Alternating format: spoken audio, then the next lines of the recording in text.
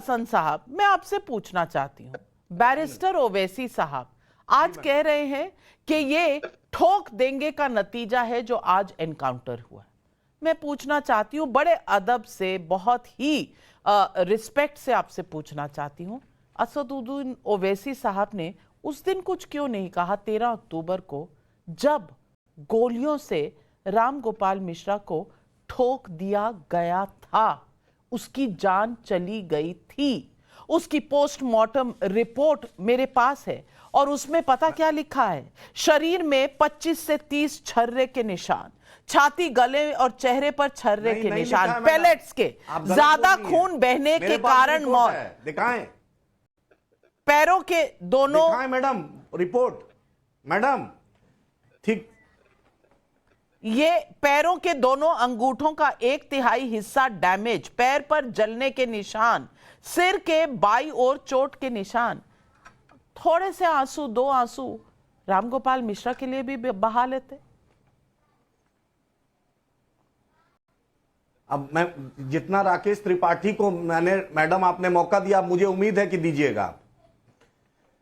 सबसे पहले आप ही के टीवी पर, आप ही के चैनल पर मैं खुद आकर बोला था, गोपाल मिश्रा की हत्या निर्मय हत्या का हम दुख प्रकट करते हैं। मैं पूरे उत्तर प्रदेश सरकार से यह पूछना चाहता हूं आपके चैनल के माध्यम से कि डीएम और एसपी और आईजी इंटेलिजेंस और एडीजी हेडक्वार्टर क्या इस चीज का जवाबदेह होंगे? क्या उनकी लापरवाही के चलते यह घटना घटी? क्योंकि सुप्रीम कोर्ट ने कहा है कि कोई भी धार्मिक जुलूस निकलेगा उसका वीडियो रिकॉर्डिंग होना चाहिए। यह होम मिनिस्ट्री का डायरेक्टिव पूरे भारत के लिए है, अगर उत्तर प्रदेश के लिए है, बिहार के लिए, बंगाल के लिए भी है। आपसे इतना मैडम, उत्तर प्रदेश सरकार के जो ऑफिसर है सरकार के, आप इतना सरकार का वो मत होइए।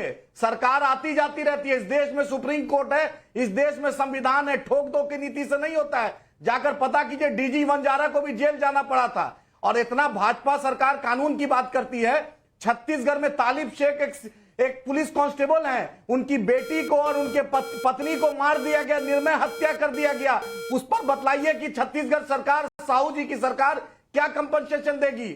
और एनएसए जो होता है, उत्तर प्रदेश इलाहाबाद हाई कोर्ट ने, उत्तर प्रदेश सरकार ने 110 एनएसए लगाया था, जिसमें 26 एनएसए को टर्न डाउन कर दिया था। वही इलाहाबाद हाई कोर्ट ने 20,000 से ज्यादा केस योगी आदित्यनाथ ने वापस लिया।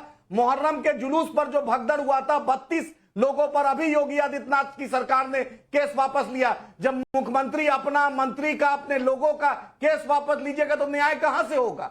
न्याय होने के लिए मुख्यमंत्री को यह बात सोचना पड़ेगा कि संविधान की शपथ लिए हैं, आरएसएस या नागपुर की शपथ नहीं लिए हैं। देश संविधान से चलेगा, देश नागपुर से नहीं चलेगा।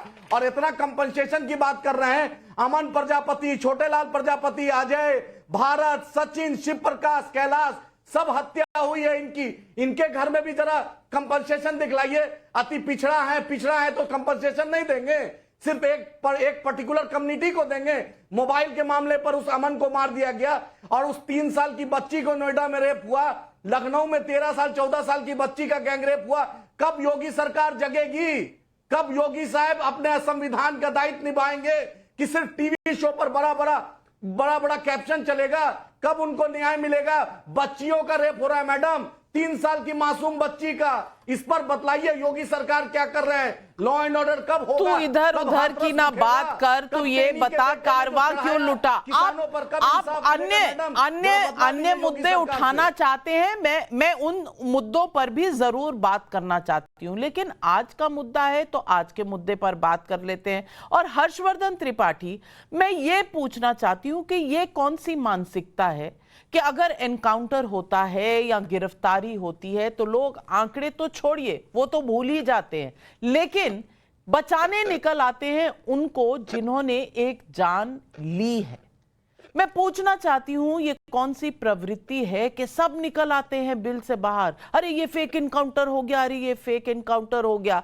नौकरी की बात की, जब अखिलेश यादव से किसी ने सवाल पूछा कि मुआवजा और नौकरी मांगेंगे रामगोपाल मिश्रा के परिवार के लिए, तो उन्हें कोई दर्द, कोई कष्ट नहीं महसूस हुआ।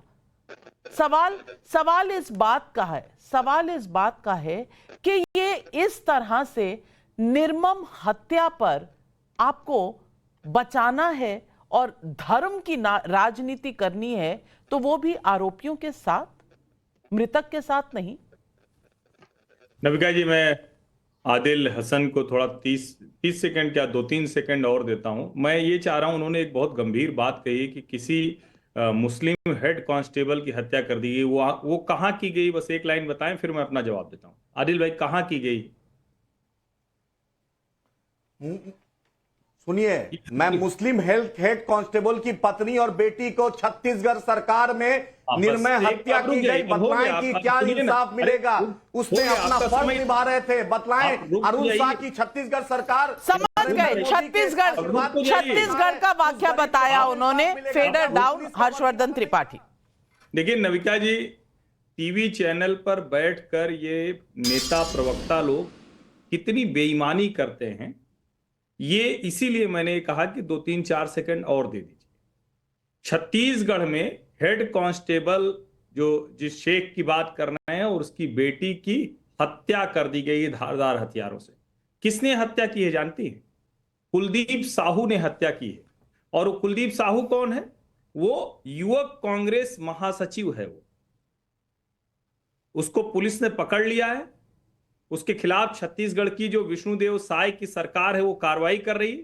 उसने बिल्कुल कोई कसर नहीं, लेकिन डिबेट करना चाह रहे थे ये डिबेट को, इसलिए मैंने कहा कि डिबेट सुनने वालों को पर्सपेक्टिव मिले, ये बड़ा जरूरी है। कांस्टेबल शेख और की हत्या की गई, युवक कांग्रेस का नेता था, उसको भाजपा की सरकार में पकड़ा गया है, कार्रवाई हो रही। अब आते हैं जो मूल मसला है।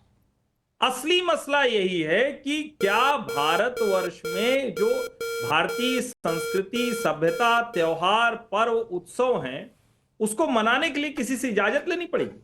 आमतौर पर एक शब्द हम बड़ा सुनते थे, पता नहीं आजकल बोलते नहीं हैं ये लोग। पहले कहते थे कि ये गंगा जमुनी तहजीब। अब हम तो प्रयागराज वाले हैं, बेवजह ये लोग फ्रॉड काम करते हैं। गंगा यमुना दोनों ये हिंदुओं के आराध्य, चाहे आप भागीरथ से कहेंगे, चाहे आप कृष्ण की लीला से कहेंगे, तो दोनों हिंदुओं से जुड़ा हुआ, लेकिन पता नहीं क्यों गंगा जमुनी संस्कृति कहते थे।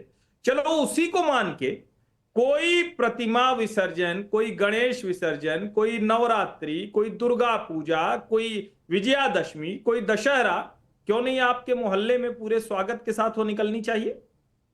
ये सवाल पूछिए ना। राम गोपाल मिश्रा की हत्या का जघन्य अपराध आपने किया है, जिसने भी किया है उसको तो सजा मिलेगी। अब वो कौन लोग हैं ये दिखेगा। जो हत्यारोपी है उनमें एनकाउंटर में 2 लोगों को गोली लगी है, घुटनों के नीचे लगी है, पुलिस ही उनको डॉक्टर के पास ले गई। लेकिन हिंदू पर्व, त्योहार, उत्सव पर क्यों नहीं, जो इस देश का अल्पसंख्यक समाज है, और अल्पसंख्यक तो नहीं है, वो सेकंड लार्जेस्ट मेजॉरिटी है, वो माइनॉरिटी तो है नहीं, लेकिन मुस्लिम मोहल्ले, मुस्लिम इलाके, कोट अनकोट, वैसे तो ये होना नहीं चाहिए देश में, लेकिन जो है वहां सबको पता है यात्रा निकलेगी, तोरण द्वार था। क्या ये लोग अगर उसके सामने यात्रा का स्वागत करते हुए सांप्रदायिक सौहार्द, सद्भाव बनाते होते, तो क्या ये स्थिति बनती? तब क्या कोई प्रोवोकेटिव गाने बजते? तब क्या कोई उनके घर के सामने इस तरह से नारे लगाता? नहीं लगाता।